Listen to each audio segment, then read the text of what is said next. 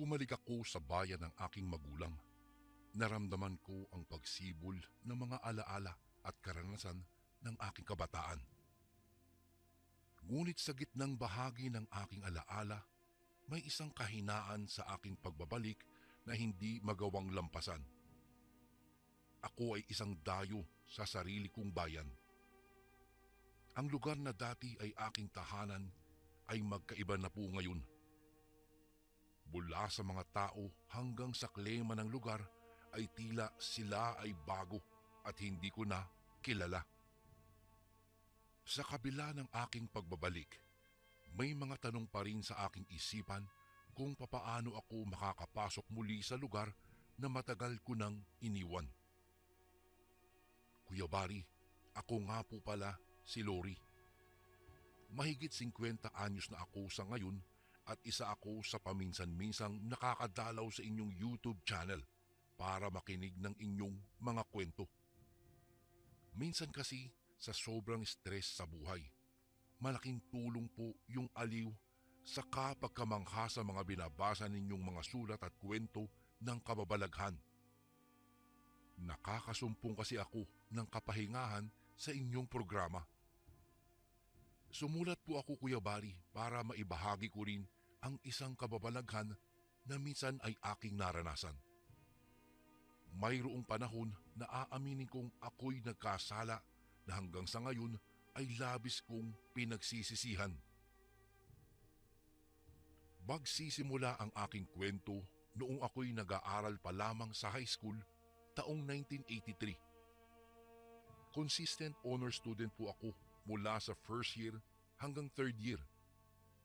Hinahangaan, minamahal at kinaiinggitan ako ng aking mga kaklase. Sikat at palaging bida, lalong-lalo na kapag may mga contest. Pagandahan man yan o sa patalinuhan. Sabi nga nila sa akin, nasalo ko na daw lahat noong nagsabog ng biyaya ang langit. Hindi ako sa nagyayabang. Pero kasi namana ko po ang magagandang katangian ng aking ama na isang foreigner. Yun nga lang, hindi ko naman siya nakilala dahil hindi naman sila nagkatuluyan ng aking nanay. Iniwan siya nang bumalik ito sa Australia. Pero ayos lang naman po iyon dahil hindi ko naman naranasan ang hirap ng buhay maski lang kami ni nanay. Madiskarte kasi si nanay at masipag kaya ang buhay namin noon hindi man ganun kayaman pero nakakaraos po kami sa buhay nang walang masyadong inaalala. Nabibili ko po lahat ng gusto ko. Nakakain ko naman ang mga masasarap na pagkain. Pero nagbago ang lahat nang dumating sa aming bayan ang isang pamilya mula sa Kabisayaan. Sila ang pamilyang Torres mula sa Capiz. Wala namang kumalat na kwento patungkol sa dahilan nila kung bakit sila napadpad sa lugar namin. Basta Kuya Bari ang alam ko lang, bumili sila ng lupa at doon na nga nagpatayo ng kanilang bahay. Naging kaklase ko po si Cora, ang nag-iisang anak ng mag-asawa. Ayaw ko kay Cora, Kuya Bari, dahil ang tingin ko sa kanya ay kakumpetensya. Maganda siya. At sa kaunting sandali, nabaling sa kanya ang paningin o atensyon ng mga taong dati ay sa akin lang humahanga. Matalino rin siya. Kaya niyang tapatan ang matataas kong grado na nakukuha sa mga exams. Naging isa siyang balakid sa buhay ko sa paaralan. At sa araw-araw na nakikita ko siya ay umusbong ang inggit at galit sa aking puso. Hindi ko po matanggap na may umagaw sa trono ko bilang pinakapopular na estudyante sa aming paaralan. Siya na yung pinakamaganda, pinakamatalino at mas maraming nagkakagusto. Wala na ngang halos maipintas sa kanya maliban dun sa Bisaya accent niya na lihim kong pinagtatawanan kapag nagsasalita siya. Nasabi ko nga noon sa sarili ko na hinding-hindi ako magpapatalo. Gagawa talaga ako ng paraan. Gagawa ako ng dahilan para kamuhian siya ng lahat. Kuya Bari, hindi po mayaman ang pamilya ni Cora. Ngunit yun ang akala ko. Kasi isang maliit na kubo lang naman ang ipinagawa nilang tirahan. Magkapit-bahay lang kami. Mga 2 bahay lamang ang pagitan. Sa tuwing manggagaling ako sa paaralan ay napapadaan ako sa kanila. Minsan naisip ko, nakaibiganin itong si Cora. Sabi nga, keep your enemies closer. Isang araw, pumunta ako sa bahay nila. Takang-taka siya noong napagbuksan niya ako ng pintuan. Hindi raw niya talaga inaasahan na ako ang mapapagbuksan niya. Hindi naman daw kasi ako namamansin sa school. Kunwari, humingi ako ng pasensya. Nagbait-baitan sa harapan niya. Pero ang totoo, nagmamasid lang ako sa klase ng pamumuhay nila para makakuha ng impormasyon na pwedeng ikasira niya. Pero wala po akong nakita. Ang totoo niyan, Kuya Bari, ay napakabait ng mga magulang niya. Si Tito Julio at Tita Lita. Pinakain pa nga nila ako ng merienda at natutuwa raw silang malaman na mayroon ng kaibigan ang kanilang anak. Kinagabihan, Kuya Bari, ay naging balisa ako sa biglaang pagsakit ng aking tiyan. Hindi pa naman ako kumain ng hapunan mula nang nagmerienda ako kina Cora. Sobrang sakit talaga at ako'y namimilipit at pinagpapawisan na ako ng malagkit. Dinala ako kaagad ni nanay sa kapitbahay naming albularyo na si Mang Ingo. Isang planggana na may lamang tubig ang kanyang bitbit at dinasalan. Nagsindi rin siya ng kandila at pinatulo ito sa tubig sa planggana hanggang sa unti-unting nabubuo ang isang figura sa tubig. Noong matapos po ang ritual ng albularyo, sinabi nitong ako raw ay inaaswang. Ipinakita nito ang tinunaw na kandila at malinaw na figura ito ng isang nilalang na may kakaibang anyo at ito'y nakakatakot.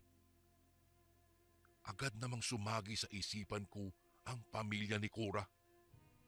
Naisip ko noon na baka nga aswang sila kasi nanggaling sa Kapis at wala silang dahilan para manirahan dito sa Luzon. Hindi kaya nagpunta sila dito kasi mayroon silang iniiwasan sa dati nilang tinitirhan? Pero hindi ko na itinuloy pa ang pag-iisip ko kasi sumasakit pa rin ang aking tiyan. Tumigil lang po ito nang painumin ako ni Kainggo ng isang tubig na kinabababaran ng kanyang agimat na hugis tatsulok at may nakaguhit na mata. Kinabukasan ay ramdam ko pa rin ang labis kong pagkahapo. Parang wala akong kasigla-sigla. Pero kahit ganoon ay pumasok pa rin ako sa eskwela dahil araw iyon ng pagsusulit. At noong matapos ang exam, lumabas ako para kumain sa kantina. Naabutan ko roon ang ibang mga mag-aaral. Naroon ang mga grupo nila Arlene. Narinig ko na pinag-uusapan nila si Cora. Ang chismis ay ahas daw ito at inaagaw daw ang kasintahan nitong si Arman, isang manlalaro ng basketball. Balita nga noon na nagkalabuan na sina Arlene at si Arman sa hindi malamang dahilan. At pumutok nga ang usap-usapan tungkol sa panliligaw ni Arman kay Cora. Lihim akong natuwa nang malaman kong mayroon din palang tulad ko na nagtatanim ng galit kay Cora. Lumantad na rin ang iba pang may inggit at nakisawsaw na rin sa mga usapan at bulong-bulungan. Nagkaroon ng pagbabago mula noon sa mga ikinikilos si Cora. Ang dating palabati at masayahin ay naging matamlay, laging nakayuko at hindi na makatingin sa mga estudyanteng nakakasalubong niya. Minsan ay nakikita ko siyang tahimik lamang na umiiyak sa ilalim ng silong ng mangga. Pero imbes na kaawaan ay pinagtatawanan ko pa siya. Hanggang sa naging hain na nga siya sa mata ng mga bulis. Naging usap-usapan din na maaaring pamilya raw ng aswang si Nakura dahil sa lugar nitong pinagmulan. Dahil doon ay naging madalang nang pumasok sa paaralan si Kura. Bumalik ang atensyon ng lahat sa akin. Ako na ulit ang pinakamatalino, pinakamaganda at pinakapopular. Tuwang-tuwa naman ako, Kuya Bari. Ay talagang tuwang-tuwa ako. Hanggang isang araw ay nagpunta sa eskwelahan ang mga magulang ni Cora. Nasulyapan ko silang seryosong nakikipag-usap sa aming guro at prinsipal. Medyo kinabahan ako dahil baka madawit ako kung sakaling imbestigahan ito ng aming mga guro. Ngunit hindi nangyari ang inaasahan ko. Tahimik lang na natapos ang maghapong iyon. Ginabi na ako ng uwi ng araw ding iyon dahil tinapos pa namin ng mga kamag-aral ko ang isang proyekto. Medyo madilim ang kalsadang daraanan ko para makauwi sa bahay. Pero dahil sa alam ko namang marami-rami pa ang gising ng mga oras na iyon, ay malakas po ang loob ko na suungin ang kadilimang iyon. Sumilip din naman ang buwan mula sa madilim na ulap kaya lumiwanag din ng bahagya ang paligid. Diretso lang akong naglakad, walang lingon-lingon sa likod hanggang sa narating ko na ang tapat ng bahay ni Cora. Pagdating ko po doon, bigla akong napatakip ng aking ilong dahil may naamoy ako na napakabaho. Parang amoy iyon na nabubulok na laman na naaagnas na daga o pusang inuuod na. Napatingin ako nang hindi sinasadya sa bahay ni Cora. Mayroon akong napansing isang itim na anino na mabilis na kumilos papunta sa likod bahay nila. Hindi ko mawari kung tao ba iyon o hayop, pero sigurado ako na mayroong mabilis na nilalang akong nakita na tinungo ang likod ng bahay nila. Dahan-dahan akong nagpunta sa gilid ng bakuran ng kapitbahay nila at maingat na sinilip kung ano iyon. Mayroon akong nakitang itim na aso sa likod ng kanilang bahay. May kagat-kagat itong isang patay na manok. Agad nitong nilantakan ang manok na parang gutom na gutom. At pagkatapos ay biglang nagbago ang kanyang anyo. Laking gulat ko, Kuya Bari. Ang aso na nasa harapan ko ay naging si Cora. Lalo akong napakubli sa aking pinagtataguan nang biglang bumukas ang pintuan nila sa likod at iniluwan nito ang mga magulang niya. Napansin kong sumisinghot-singhot si Aling Lita na parang may inaamoy-amoy. Ipinilig pa nito ang ulo at muling huminga ng malalim. Maya-maya ay agad itong nagbago ng anyo at naging isang itim at malaking aso. Gayon din ang nangyari kay Mang Julio. Agad akong napaatras at dahan-dahan akong humakbang habang nakayuko para umalis na sa lugar na iyon. Binilisan ko po ang takbo nang matanaw ko na ang aming bahay. Agad akong kumatok ng mabilis at malakas na agad ikinabahala naman ni nanay. Agad kong tinanong si nanay kung anong klase ba ng nilalang ang kayang magbago ng anyo at maging isang aso na malaki. Nagulat naman siya dahil sa tanong ko at sinabing aswang daw iyon. Nagtaka naman siya kung bakit ko daw iyon biglang naitanong pero hindi na ako umimik at buong magdamag kong inisip ang aking nasaksihan. Nilagnat pa nga ako, Kuya Bari. Marahil ay dahil sa tindi ng takot at pagkabigla. Saka na lang gumanda ang pakiramdam ko noong bandang hapon na. Lumabas ako para lumanghap ng sariwang hangin. Sa aking paglabas, nakita ko po si Cora. Nakatayo sa labas ng aming tarangkahan. Nakatingin siya sa akin. Nakangiti pa nga at may bitbit na prutas. Kumaway siya at bumati nang mapansing nakita ko na siya. Agad ko siyang inismeran at mabilis akong pumasok ng aming bahay. Kinabukasan sa aming paaralan ay dumating siyang may daladalang mga tsokolate at ipinamudmud ito sa aking mga kaklase hanggang sa nakarating siya sa aking upuan. At inilapag sa harapan ko ang mga tsokolate na may ngiti. Sabi niya ay paborito daw niya ang mga iyon at ibinibigay niya bilang peace offering, maski wala namang kaming pinag-awayan. Totoo na hindi naman kami nag-away ng literal. Pero alam ko sa sarili ko ang mga maling ginagawa ko sa likod niya. Ako ang nagkakalat ng mga masasamang tsismis tungkol sa kanya at pinapalala ang mga usaping makakasira naman sa kanya. Napatingin ako sa kanya at sinusuri kung dapat ko bang tanggapin ang ibinibigay niya o hindi. Pero biglang sumagi sa isipan ko ang pagsakit ng aking tiyan nang kainin ko ang meryendang ibinigay ng nanay niya. Saka agad kong naalala ang nabasa kong isang kwento sa comics na may kakayahan daw ang mga aswang na manghawa ng pagkaaswang nila sa pamamagitan lamang ng laway nila na ihahalo sa pagkain. Inisip ko na baka gusto niya akong hawaan. Kaya imbis na tanggapin iyon, ay ikinalat ko ito sa sahig. Nagtinginan naman ang mga kaklase namin. Dahil sa aking inasta, nagulat si Cora. Hindi siya mapakali nang ikut-ikutan ko siya at binulungan na alam ko ang sikreto niya, ang sikreto ng pamilya niya.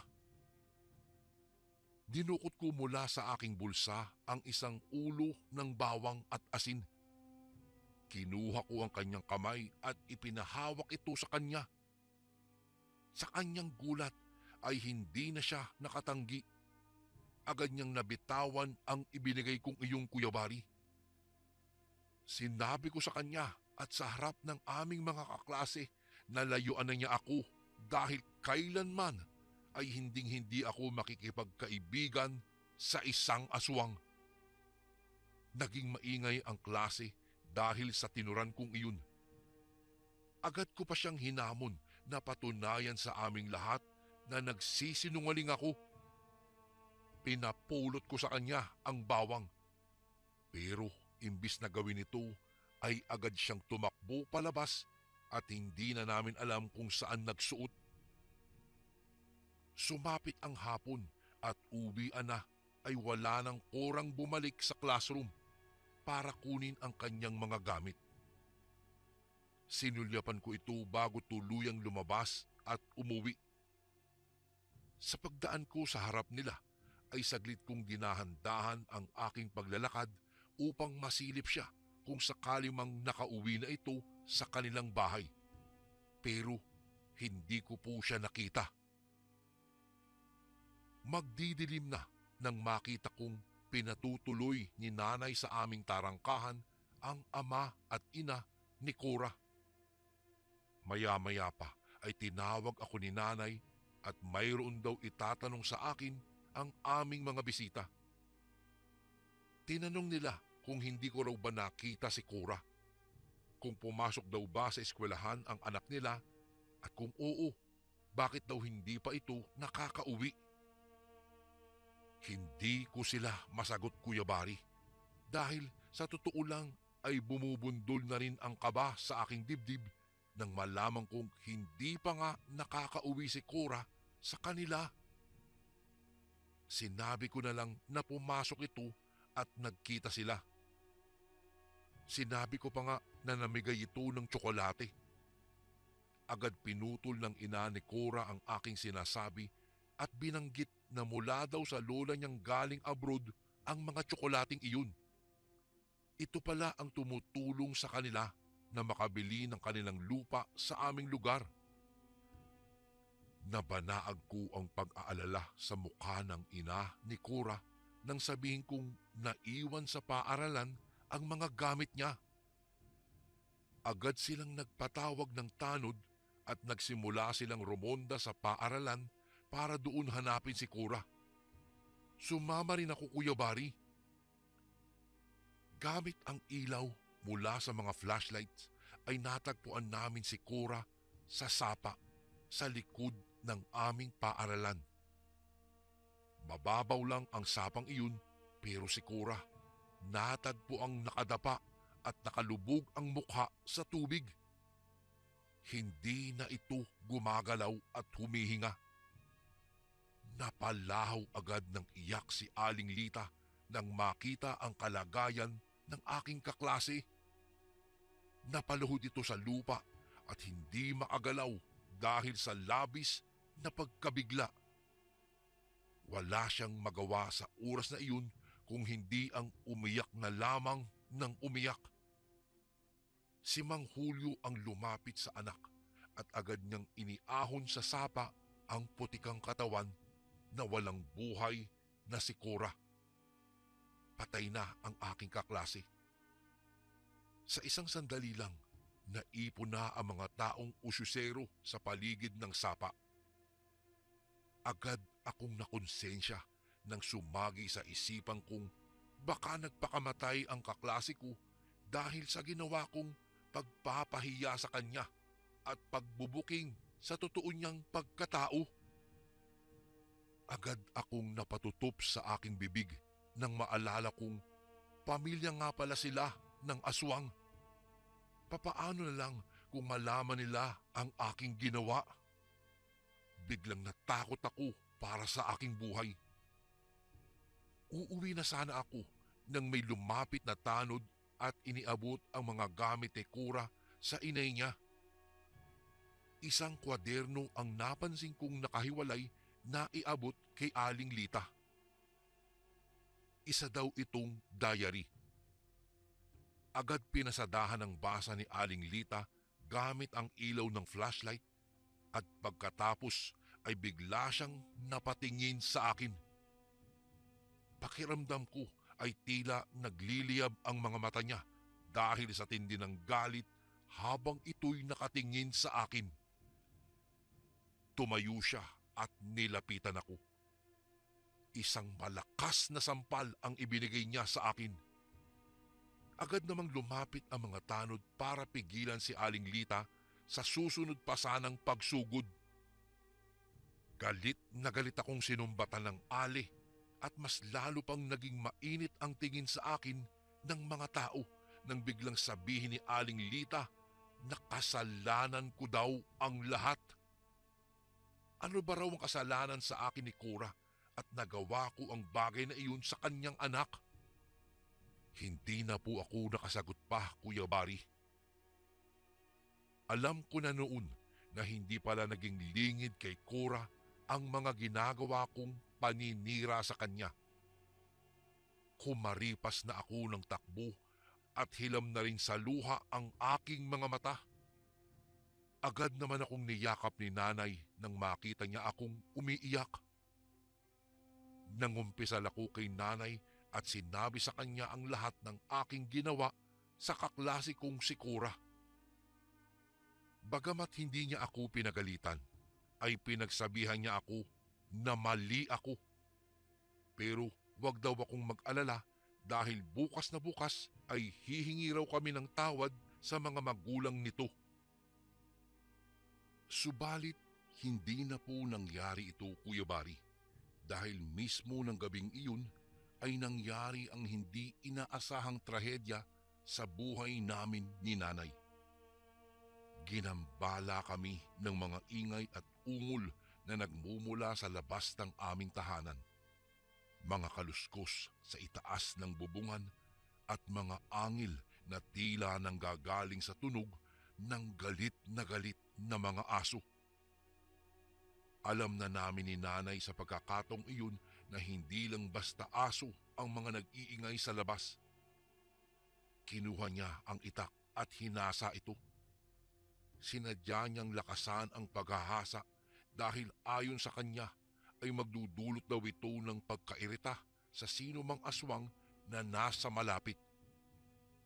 Sumigaw ako ng tulong pero sa hindi inaasahang pagkakataon ay parang wala ni isa sa mga kapitbahay namin ang nakarinig ng aking mga sigaw. Agad kaming nagyakap ni nanay. Hindi namin napaghandaan ang gabing iyon. Nang sugurin kami ng mga asong aswang. Tila nais nilang wasakin ang aming bubungan at pinipilit na makapasok. Binulungan ako ni nanay na kailangan ko raw makaalis sa bahay at tumakbo kaagad kay Kainggo para makahingi ng tulong. Sabi niya ay lalansiin niya ang mga aswang para mabaling sa kanya ang atensyon ng mga ito sa labas. Ayaw ko, Kuya Bari, dahil alam kong napakadelikado. Ngunit sinabi ni nanay na kailangan ko raw tatagaan ang loob ko dahil kapag hindi, baka parehas kaming maging hapunan ng mga nilalang na nasa labas lamang ng aming tahanan. Sabi pa nga niya, paglabas daw niya sa likod bahay ay tumakbo na ako gamit ang pintuan sa harapan. Malapit lang naman daw ang bahay ni Kainggo kaya mabilis lang daw tiyak ang aking pagbabalik. Hinalikan pa ako ni nanay noon at niyakap ng sobrang higpit at binulong sa akin na mahal daw niya ako ng sobra. Bit-bit ang itak. Lumabas na ng bahay itong si nanay at sa kanyang signal ay lumabas na rin ako. Mabilis akong tumakbo para tunguhin ang bahay ni Kainggo. Halos mawasak ko na ang kanilang pintuan dahil sa mabilis at sunod-sunod kong pagkatok. Sinabi kong kailangan ni nanay ang tulong dahil may aswang na sumugod sa aming bahay. Agad namang dinampot ni Kainggo ang buntot pagi at kasama ng kanyang anak na lalaki ay tinungo namin ang aming bahay. Agad nilang napansin ang mga aninong itim na papatakas na at naglaho sa masukal at madilim na parte ng kalsada. Agad kong tinawag si nanay pero walang sumasagot. Binundol na ng kaba ang aking dibdib at tuluyang pumatak ang aking luha ng aking maisip na baka napahamak na siya. Agad naming tinungo ang likod bahay. Napaiyak ako lalo nang makita ko si nanay. Iyak na may galak dahil buhay siya. Nakaupo lamang sa sulok habang hawak ang itak. Agad ko siyang tinawag at nilapitan. Niyakap ko si nanay na tahimik na lumuluha. Samantala ay nag-iikot-ikot si Kainggo sa aming bakuran at napansin nga niya ang mga bakas ng paa ng tila malalaking aso sa lupa. Tinanong niya si nanay kung mayroon ba siyang pinaghihinalaan kung sino ang mga iyon. Ibubuka ko na sana ang aking bibig para sumabat sa usapan ng mga matatanda ay agad namang nagsalita si nanay. Hindi raw aswang ang mga nakainkwentro niya. Mga ordinaryong asong ligaw daw iyon at walang dapat na ipag-alala. Napamaang naman ako.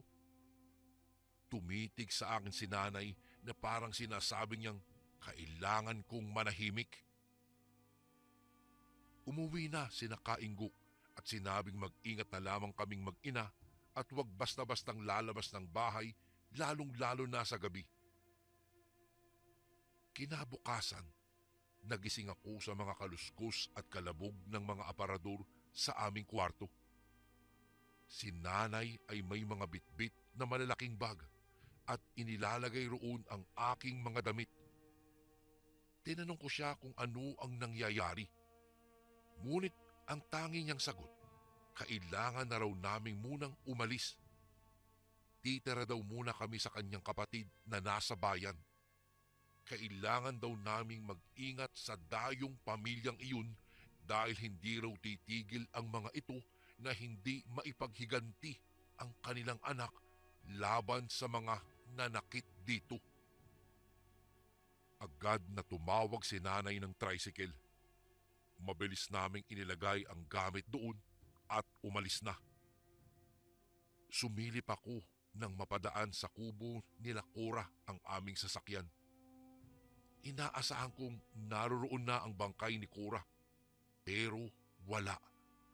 Saradong-sarado po ang bahay nila. Hinawakan ni nanay ang aking kamay at sa malamyos niyang tinig ay namutawi ang mga salitang, "Huwag ko na raw uulitin ang aking mga ginawa." Agad naman akong napaluha at napayakap sa aking nanay, Kuya Bari. Ang bawat paglisan ng mga tao sa kani-kanilang mga lugar ay may iba't ibang dahilan. Maaaring dahil sa kahirapan at kawalan ng trabaho, pangangailangang lumipat sa mas malalaking lungsod upang makahanap ng hanap buhay at mas magandang kapalaran. Maaari ding dahil sa digmaan at kaguluhan sa kanilang lugar, kung kaya't kailangang lumisan. At ako, kami ni nanay, umalis upang makaiwas sa panganib na maaaring idulot ng bagong pamilyang dayo, ang mag-anak ni Cora. Sa paglipas po ng panahon, Kuya Bari, tahimik kaming naninirahan ni nanay sa kanyang kapatid hanggang sa nakapag-OFW siya sa Canada. Pagkalipas ng ilang taon nang nagtapos na ako ng kolehiyo ay pinatisyon niya ako at doon na kami nanirahan sa loob ng mahabang taon. At ngayon nga ay nagbalik ako sa aming baryo. Moderno na ang pamumuhay ng mga tao sa barangay na ito. Marami na po ang nagbago. Mula sa mga bahay hanggang sa kalsadang sementado. Naglakad-lakad ako hanggang sa madaan ako sa dating kinatitirikan ng bahay nila Cora. Iba na ang nakatira doon. Natitiyak ko rin naman na talagang wala na ang pamilya nila Cora dahil alam ko, tulad ni nanay, ay malamang wala na rin sila dahil sa katandaan. Maya-maya'y may nakasalubong akong isang pamilyar na mukha, si Arlene. Agad akong nakipagkamustahan sa kanya hanggang sa napunta ang usapan namin sa mga nangyari noon bago kami umalis ni nanay sa aming baryo. Sabi niya ay inilibing daw si Cora sa sementeryo sa bayan. Sinubukan ko namang kumbinsihin si Arlene na samahan ako, pero sabi niya mayroon pa raw siyang gagawin. Kaya mag-isa kong tinungo po ang sementeryo. Hindi ko nahanap ang puntod ni Cora, Kuya Bari. Masukal pa kasi ang sementeryo dahil malayo pa ang undas. Mayroon akong hawak-hawak na bulaklak, kandila at tsokolate. Alam kong paborito ni Cora ang tsokolating daladala ko dahil katulad na katulad ito ng mga ibinigay niya sa akin noong sinubukan niyang makipagkaibigan ulit sa akin. Inilapag ko ang mga ito sa lupa at umusal ng kaunting panalangin. At kasabay ng pag-ihip ng hangin ay inusal ko ang aking paghingi ng tawad kay Cora.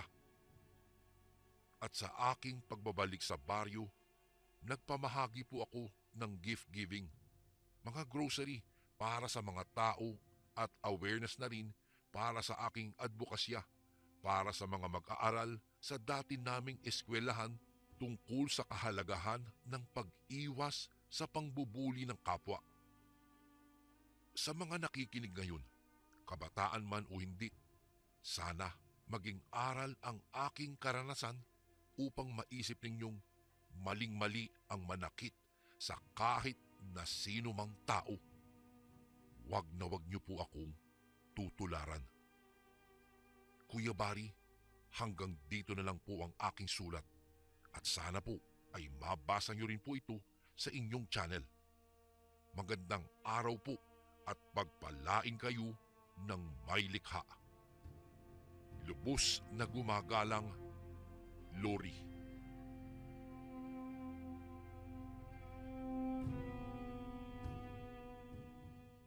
Isang magandang araw po sa inyong lahat, sa lahat ng nakikinig ng channel na ito, at magandang araw din sa inyo, Kuya Bari. Tawagin niyo na lamang po ako sa pangalang Romnick. Nakatira dito sa Dasma, Cavite. Ngayon po ay 29 anyos na ako. Nais ko lang pong ibahagi sa inyo ang kwento ng aking ina na si Rica. Nang minsang nagbakasyon siya doon sa Aklan kung saan nagtatrabaho ang aking ama. Naganap po ang mga pangyayaring ito taong 1989. Na-assign ang aking ama sa Aklan dahil sa gagawin nitong proyekto, kung kaya sumama ang aking ina sa kanya upang makapagbakasyon na rin ito kahit papaano. O sigurado ka bang kaya mong magbiyahe ng napakalayo? Pag-aalalang tanong ng aking ama sa aking ina. Tumango naman ang aking ina kaya napapayag niya na rin ang aking ama na sumama sa Aklan. Makalipas ang ilang araw ay nasa Aklan na sila at kasalukuyang inaayos ng aking ina ang mga damit nila sa aparador. Nangupahan lang po sila ng bahay ng mga panahong iyon dahil hindi naman po magtatagal ang aking ina at babalik rin ito sa Maynila habang ang aking ama naman ay mananatili sa Aklan hanggang sa matapos nito ang proyektong ginagawa. Siya nga po pala, Kuya Bari, noong mga panahong iyon ay 4 na buwang buntis ang aking ina at isinama niya po ang kanyang kapatid na si Tito Hobert. Bali, bata pa po si Tito Hobert noon, nasa edad 13 anyos pa lang po siya. At sakto namang wala siyang pasok kaya isinama siya ng aking ina. Hindi po kasi papayag ang aking ama na maiwan lang mag-isa ang aking ina sa bahay na rerentahan nila, lalo na't buntis pa po ito. Uso na po kasi ang mga bali-balita noon tungkol sa mga aswang. Isang araw, maagang nagpaalam ang aking ina sa aking ama na mamamasyal lang siya sa plaza.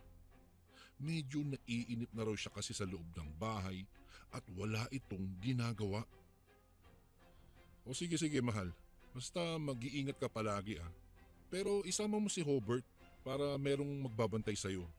Mamaya kung mapaano ka dyan sa daan. Tugon ng aking ama. Ay sus naman mahal, ikaw talaga. Napaka-advance ng isip mo. Wala namang mangyayari sa aking masama dahil mag-iingat naman ako palagi. Reklamo ng aking ina. Ay nako, hindi naman sa ganoon mahal. Nag-aalala lang ako sa iyo. Kaya gusto kong isama mo si Hobert para kahit nasa trabaho ako, hindi ako mag-aalala kung mapaano ka na dyan. Pahayag ng aking ama. O siya, sige na nga. Para matigil ka na. Isasama ko na yung kapatid ko para hindi ka na mag-alala. Maliwanag po ba yun? Ngumiti naman ng aking ama at humalik na sa pisngi ng aking ina bago ito umalis. Makalipas ang ilang oras ay lumarga na ang aking ina kasama nga si Tito Hobert. Una nilang pinuntahan, Kuya Bari, ay sa palengke. Namili muna ang aking ina ng mga pagkaing kakain nila habang naglalakad patungong plaza. Hindi naman po kasi kalayuan ang plaza doon sa kanilang tinitirhan. Pagkatapos nilang mamili ng pagkain ay agad na silang naglakad patungo sa plaza. Noong nakaramdam na ng pagod ang aking ina, ay nagwika ito kay Tito Hobart na maghanap sila ng upuan upang sila ay makaupo dahil daw nananakit na ang kanyang binti kakalakad. Lumipas ang ilang sandali at naupo na nga sila. Nagulat na lang bigla ang aking ina dahil bigla na lang may matandang babae ang lumapit sa kanya at biglang hinawakan ang kanyang tiyan. Kaya napaigtad ang aking ina at nagsabing, "Ay pusang gala, ano ba naman yan, manang? Nakakagulat naman po kayo. Bigla-bigla po kayong sumusulpot." Bulalas ng aking ina. Tumingin naman sa kanya ang matanda at hindi nito naiwasang tumulo ang laway. Kaya muntikan ng tumulo iyon sa damit ng aking ina. Mabuti na lang at nakaiwas siya kung kaya sa lupa bumagsak ang laway ng matanda. "Nako, pasensya ka na iha kung nagulat kita. May naaamoy lang kasi akong napakabango."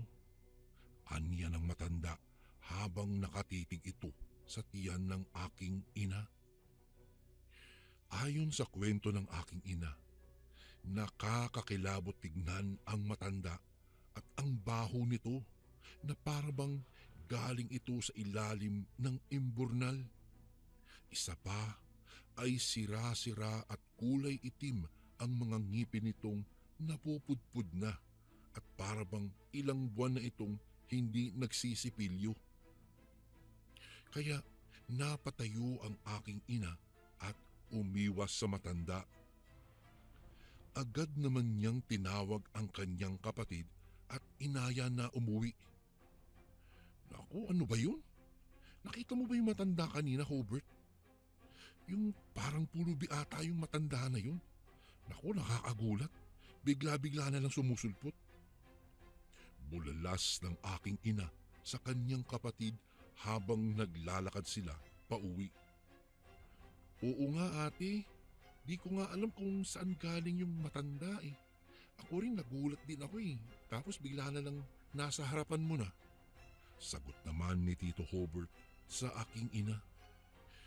Nang makarating na sila sa bahay ay nakaramdam ng antok at pagod ang aking ina.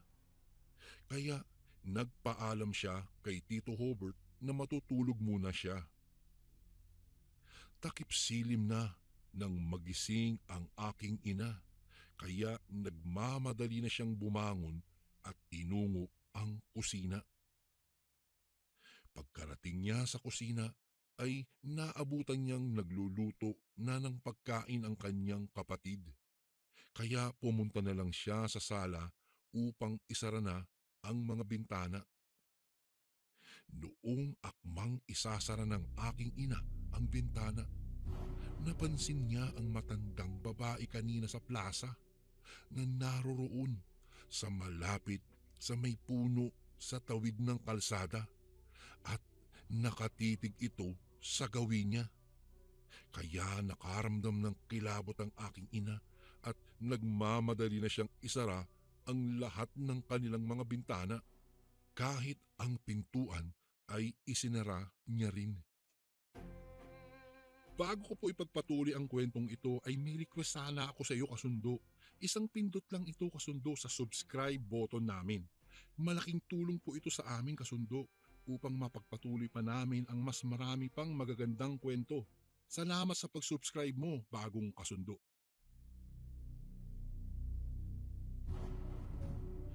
Ano ang ginagawa ng matandang iyon sa tapat ng bahay namin? Teka, sinusundan ba kami ng matandang iyon? Tanong ng aking ina sa kanyang isipan. Medyo kinilabutan ng aking ina nang maisip niya ang pagmumuka ng matanda. "Ate, maaga po bang uuwi si kuya ngayon?" Napaigtad at napatili naman ng aking ina nang biglang nagsalita si Tito Hobart sa kanyang harapan. "Ano ka ba naman, bata ka? Nakakagulat ka naman. Kanina ka pa ba dyan? Bigla-bigla ka kasi nagsasalita dyan. Wika ng aking ina. Nagulat ka ba ate? Sorry pero kasi maaga bang uuwi si kuya? Kasi kung maaga siya, dadamihan ko sana yung isasaing ko. Bakit ka ba nagulat? Tsaka bakit ka namumutla ngayon? Tugon ng kanyang kapatid. Sinabi naman ng aking ina ang kanyang nakita. Ngunit nang silipin iyon ni Tito Hobart ay wala namang matandang nakatayo doon sa tapat ng bahay. Kaya sinilip ulit ito ng aking ina upang makasigurado. Noong makumpirma nilang wala na nga yung matanda, ay nagwika siyang, baka naman namamalikmata lang ako. Ay, siya nga pala, kaunti lang ang isaing mo dahil gagabihin daw si kuya mo. Baka doon siya kakain sa trabaho niya. Wika ng aking ina. Sumapit na nga ang 7:00 ng gabi. Tahimik na ang buong paligid at tapos na rin silang kumaing magkapatid. Kaya nagpapahinga na sila sa sala at nagbabasa ng libro ang aking ina. Maya-maya pa, may naririnig na ang aking ina ng mahihinang kutkot sa gilid ng pintuan na parabang may pusang nagpapatulis ng kuko. Ganoon na ganoon po ang naririnig ng aking ina, Kuya Bari. Kaya hindi na lang niya pinansin iyon sa pag-aakalang pusa lang iyon at nagpapatulis lang ito ng kanyang kuko. Hindi kalaunan ay tila ba kakaiba na ang kanyang naririnig. Dahil nakakarinig na rin siya ng mga ngiping pinapatunog sa nanggagaling sa labas ng bahay. Kaya binulungan niya ang kanyang kapatid na huwag maingay.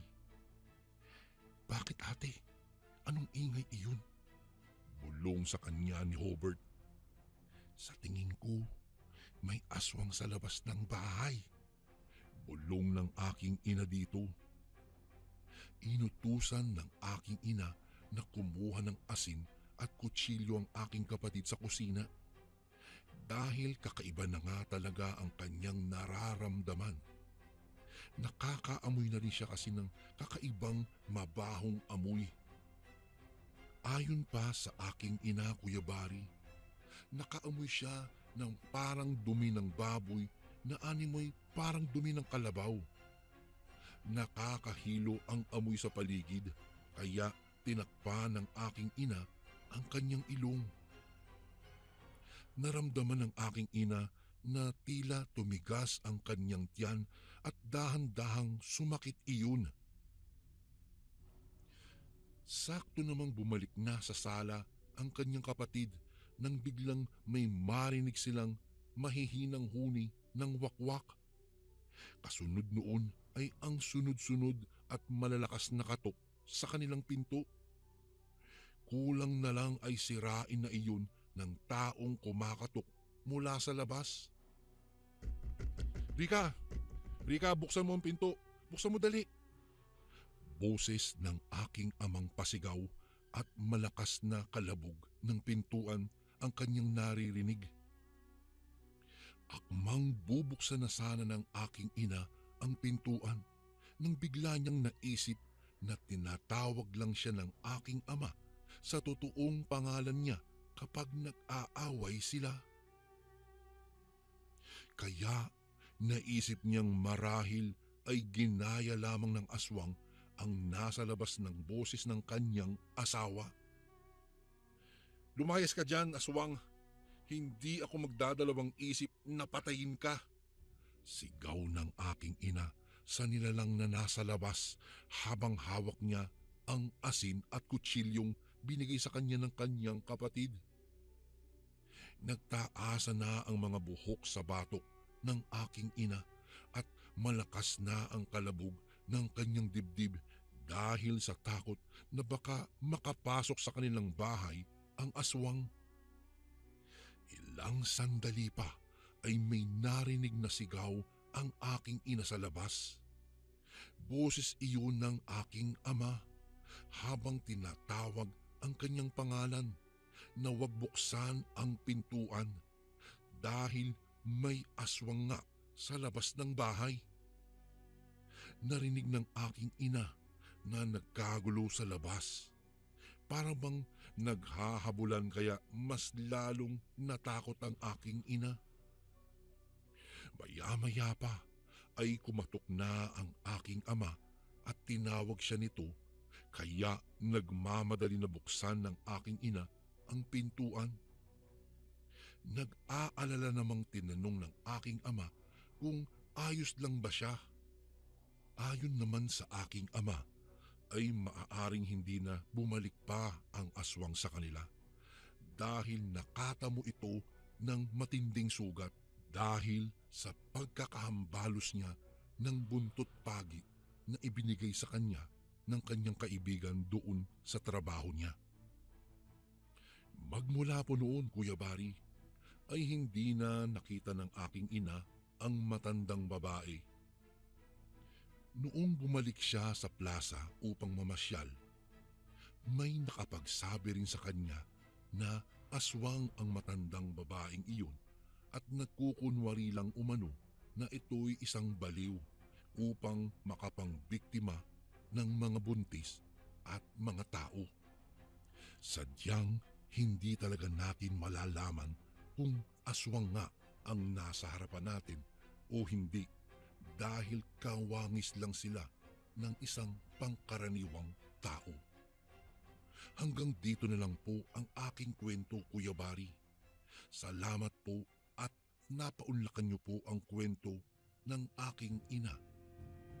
Gumagalang, Romnick.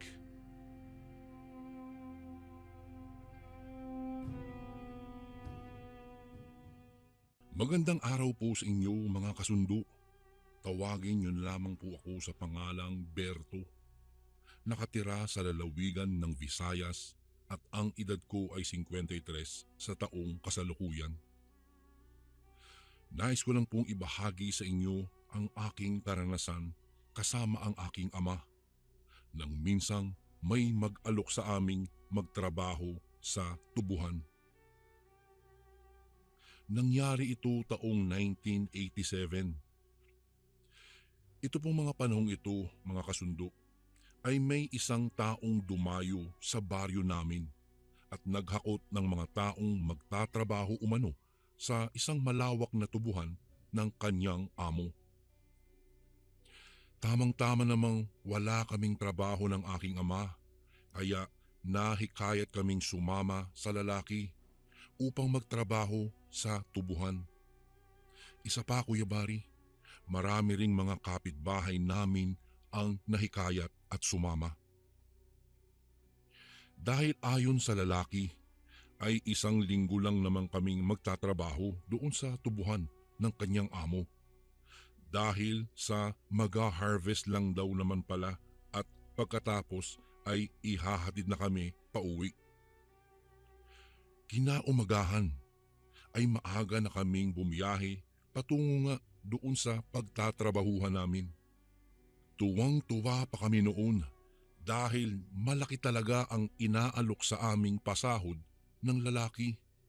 Kung kaya napakarami naming mga magkakapitbahay ang sumama upang makapagtrabaho. Lingid sa aming isipan na kapahamakan na pala ang nag-aabang sa amin sa tubuhang pagtatrabahuhan.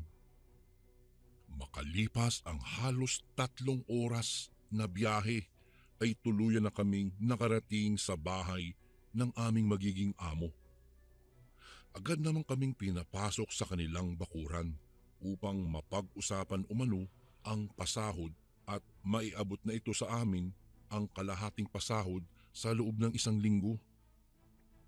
Para may panggastos kami sa aming pagkain.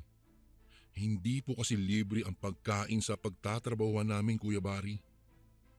Sa paghihintay namin na lumabas ng bahay ang magiging amo naming lalaki ay napapansin kong tila kakaiba ang amoy na sumisingaw galing sa loob ng bahay. Para iyong ihi ng aso na sobrang panghi at ang langsa ng simoy ng hangin. Pakiramdam ko ng mga sandaling iyon ay kinakapos ako ng hininga. Kaya lumabas ako sandali sa gate at dumura ng dumura sa lupa dahil nararamdaman kong para akong masusuka. Mabuti na lang at may nakapa akong candy sa bulsa kaya tinanggalan ko iyon ng balat at kinain. Ilang sandali pa ay lumabas na nga ng bahay ang matandang lalaki na sa tingin ko ay siya ang nagmamay-ari ng pagtatrabahuhan namin kaya bumalik na ako. Makalipas ang ilang minuto at natapos na itong magmungkahi kung ano ang mga dapat naming gawin ay isa-isang binigay sa amin ang kalahating pasahod. Pagkatapos ay hinatid na kami sa tubuhan ng lalaking nag-alok sa amin ng trabaho. Bago umalis ang lalaki ay nagpasalamat kami dito. Ngumiti lang naman iyon at nagwikang mag-iingat kami sa trabaho. Kaagad ko nang inilagay ang bag na bitbit ko sa isang bahay na pahingahan namin sa loob ng 1 linggo. Pagkatapos ay nagsimula na kaming mag-ani ng mga tubo. Habang nag-aani ako ng mga tubo ay napapansin kong may mga kasamahan kaming taga-ibang baryo rin. Pre, bago ka lang ba dito? Tanong sa akin ng lalaking sa tingin ko ay kasing edad ko lang din. Oo pre, kakarating ko lang dito. Kasama ko yung mga kapitbahay ko at saka yung ama ko. Ngiting tugon ko. Nagpakilala namang siya si Armando at 2 araw na sila sa tubuhang iyon. Habang tumatagal ang aming usapan ay nabanggit niya sa akin na mag-iingat kami ng mga kasama ko. Lalong-lalo na sa gabi daw dahil may mga gumagalang nilalang umano sa paligid. Nagulat naman ako at napakunot noong nagtanong dito. Ano? Nilalang? Anong klaseng nilalang naman yun, Mando? Aswang. Direktang wika niya sa akin kaya napahinto ako sa ginagawa at tumitig sa kanya. Oo, aswang ang gumagala dito sa tubuhan tuwing gabi. 2 beses ko nang naririnig ang mga huni ng aswang at kaluskos sa bubungan namin. Kaya palagi na kaming alerto, lalo na pag sumasapit na ang gabi. Dagdag na wika nito. Ako, totoo ba yan? Tanong kulit ko sa kanya. Oo, at sa tingin ko ay pugad ng mga aswang itong baryong napuntahan natin. Anya. Nakaramdam ako ng takot at kilabot sa katawan nang marinig ko ang sinabi ni Armando. Lumipas ang buong maghapon at nagpahinga na kami sa kubong tutulugan namin ng mga kasama ko. Magkalapit lang naman ang pahingahan namin sa pahingahan nila Armando, kung kaya nagkwentuhan pa kami ng panandalian sa labas ng bahay. Pinayuhan ako nitong magtabi palagi ng asin at itak at maglagay ng barya sa bulsa upang kung sakali mang may mangyaring hindi maganda ay may pangontra o panlaban ako sa mga nilalang at dapat ay maging alerto daw ako. Sabihan ko rin daw ang iba ko pang mga kasama upang walang masamang mangyari sa amin. Agad ko namang sinabihan ang aking mga kasamahan tungkol sa mga aswang nang makaalis na si Armando. Ngunit pinagtawanan at binaliwala lang namang ito ang sinabi ko. Bago ko po ipagpatuloy ang kwentong ito ay may request sana ako sa iyo, kasundo. Isang pindot lang ito, kasundo, sa subscribe button namin. Malaking tulong po ito sa amin, kasundo, upang mapagpatuloy pa namin ang mas marami pang magagandang kwento. Salamat sa pag-subscribe mo, bagong kasundo.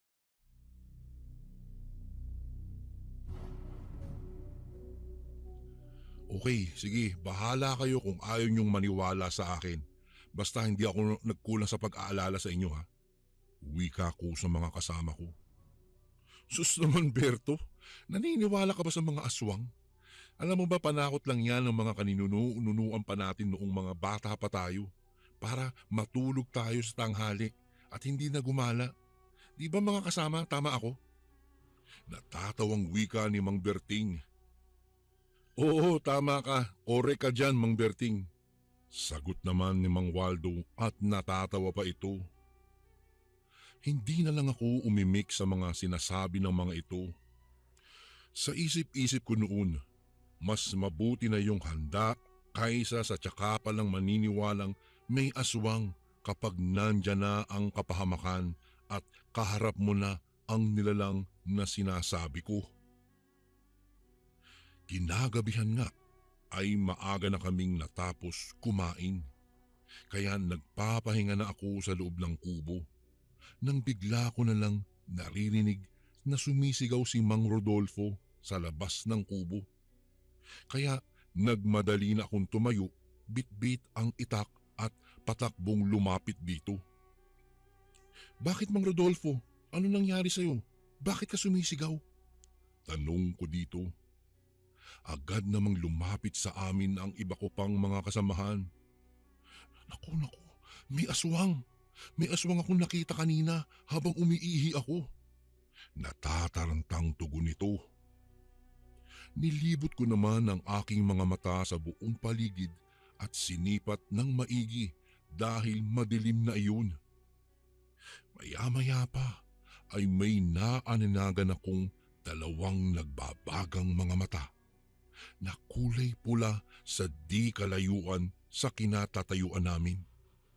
Kaya nagsabi na akong pumasok na kami sa loob ng bahay at isarang maigi ang pintuan. Noong una ay ayaw pang maniwala sa akin ng mga kasamahan ko.